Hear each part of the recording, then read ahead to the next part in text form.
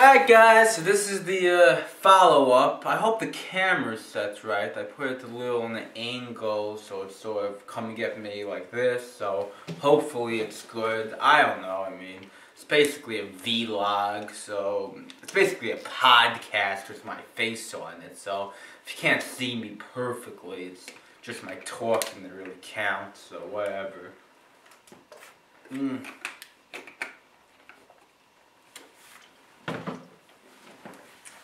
I don't know. I'm going way over my head here. I guess I'm an impulsive guy, I just jumped into the deep end and now I'm drowning and could have easily been foretold, I suppose. I don't know.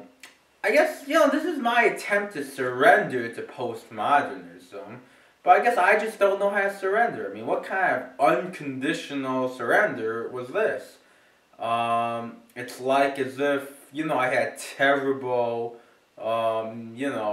basketball team, and then I'm going to say, well, I'm surrendering to, well, let's say, I was like a baseball guy, and I said, alright, baseball is finished, baseball is so 1950s, hockey is the sport of the future or something, and I want to become a hockey player, so make me the best hockey player, or the manager of every hockey team of all time or something, Or it's like me, or, a more historical example, it's as if King Croesus, when the richest man in the world, when he has surrendered to Darius of Persia and, become his slave and beg for his life, saying, okay, Lydia is beat, I'm done, so can you make me king of Persia now? I surrender.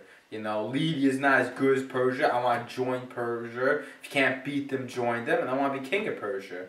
Or it's as if Emperor Hirohito in 1945 said, yeah, Japan sucks, Japan's the sinking ship, I want to hop off that sinking island and join the girl USA, apple pie, baseball, USA,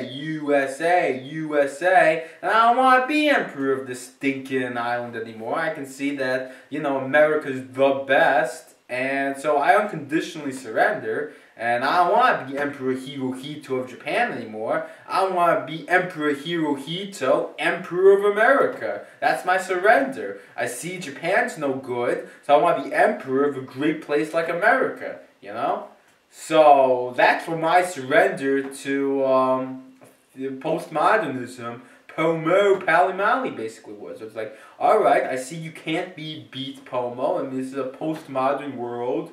Nothing can be done about. You win. You conked me out. And so my way of surrendering to postmodernism was, so if you can't beat them, join them, but make me the king, the emperor, the president of postmodernism, Give me the best postmodernist life you can get, Give me the spoils of the victors, We beat that stupid Cap Gherkin now, so let's celebrate and give me a big slice of the pie. And I'm forgetting I am Cap Gherkin. I'm the guy who got beat by postmodernism. I'm not one of the victors. To the victors go the spoils, And so I was saying I should get, I should get a whole bunch of stuff, To the victors go the spoils. And I'm not a victor, I lost to postmodernism, so why should I be getting all the winnings of postmodernism? I bet against them. So, yeah, it's my fault. And so I think all these movies I've been making, trying to be this big YouTube star or something, like that's my surrender to postmodernism? What kind of surrender is that? What kind of embrace of the victors is that? That I want to be the king of the victors? Now, I guess you could say I was so much an enemy of postmodernism that even being given the best postmodern life was, from my point of view, still a surrender, a disgrace, a humiliation, Cap Gherkin on my knees. So even being made an emperor of postmodernism was still a horrible experience for me, It was a tough pill to swallow, but turns out that's not the pill I'm going to be swallowing. So yeah, it wasn't like it was nothing for me. It was hard for me to embrace it, even with that. But that's not what I'm getting, and it's fair enough, right? Why should I be getting the best of postmodernism?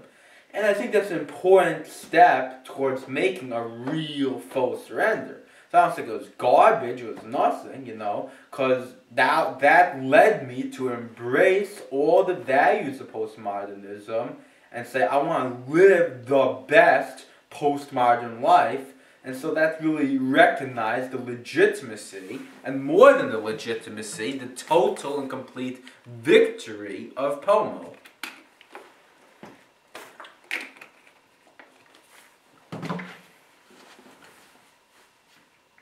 Sort of like Achilles. Achilles talked so tough when he was alive, he had the choice. He could live like 100 years and live a quiet, uneventful, unknown life, pleasant. Or he could live like 20 years and die a hero, and he chose to live 20 years and die a hero, and that's such a brave, manly, Hellenic, Greek thing to do, what a warrior he is. And yet, in the Odyssey, when, what's it called? Odysseus meets him in Hades, it's a very different Achilles you meet. He regrets that. He says, I would rather be a simple shit shoveler in Earth than be king of Hades. So, it's easier to talk big, but once you got to pay the bills, all those noble and brave speeches don't amount very much. And I guess I'm sort of the same way. I talk a good game. I write out a lot of checks I can't cash. I talk about the nobility and the heroism of my quest. But when it comes to, the hard grittiness of it, I guess I would rather just be a pig herder, the lowest job up there, than be king of Hades. So, yeah, maybe it's just an incorrect surrender. I don't know. This whole movie thing was a little over the top. I mean, what was I expecting? To be the next Fred? To be the next shit my dad says? That's embracing postmodernism by going against the essence of postmodernism, by saying I can just be whoever I want, that if I want to be king of postmodernism, I'll just poof, I'm king. If postmodernism was that easy to redefine, then who would need postmodernism? Then we could just overthrow postmodernism like that and be done with it. If it was so easy, just change who you are and just be a new person, then postmodernism would be easier to beat. So I was defying the very central tenets of postmodernism, the unchangeability of things, when I was supposedly embracing it. So, screw me. Alright, I don't think I'll be doing much more after this one, so let's use up the 4 minutes I got left. Yeah, so you heard the professor chew me up on that cell phone call. I guess it wasn't as bad as I saw it was. I don't know. Yeah, what are you gonna do? I'm dropping that class. I think the school made it kind of harder to drop it after November or something. I probably should have just dropped it as soon as that terrible day passed, but Cameron said, no, don't drop it. You gotta learn more about film and stuff. And remember, it's all about you. It's all for YouTube. Remember, you're not doing it for school. You're doing it for YouTube. And if this can help YouTube in any way, then you just gotta stick with it. But the fact is, all this school stuff, I don't think it's helped YouTube at all. I mean, maybe in some small ways, like I learned 1 or 2 technical things.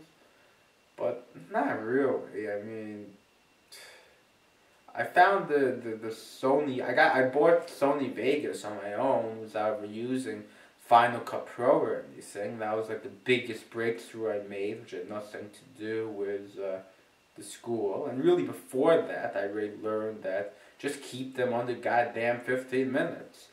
I haven't really improved any of my actual filming skills. Haven't done much editing. If I ever do any editing, it's going to be on Sony Vegas, not Final Cut Pro anyway. So yeah, I guess pretty much every single film class was a mistake to take.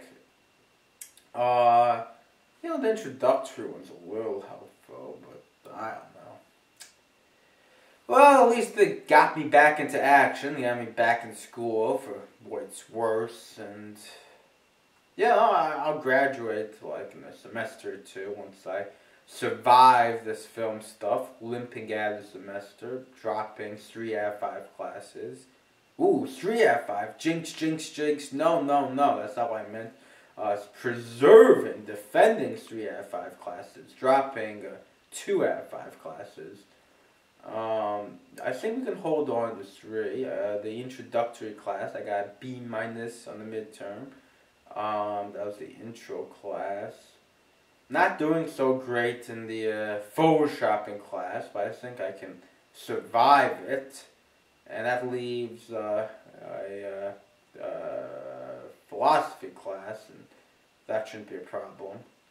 So yeah, I think I can at least preserve those 3 classes, probably at least in the B range for most of them.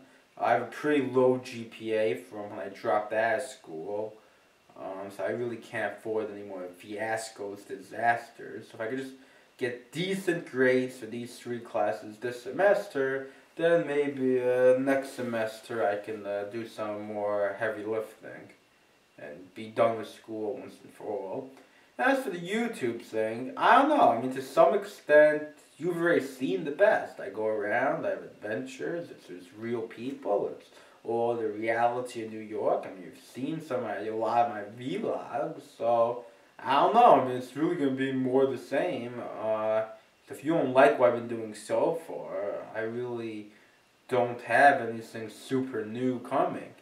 So maybe this whole YouTube thing's not going to work out. I don't know. I mean, I guess I'll use this as a vlog till at least the end of the semester, at least till December, to keep this whole Lee Emperor thing going. But, if this whole movie thing doesn't work out, I gotta keep in mind that really one of the most important parts of this movie was that it's supposed to be a surrender to postmodernism, and if surrendering this way is the wrong way, then when the time comes, I just gotta surrender the right way.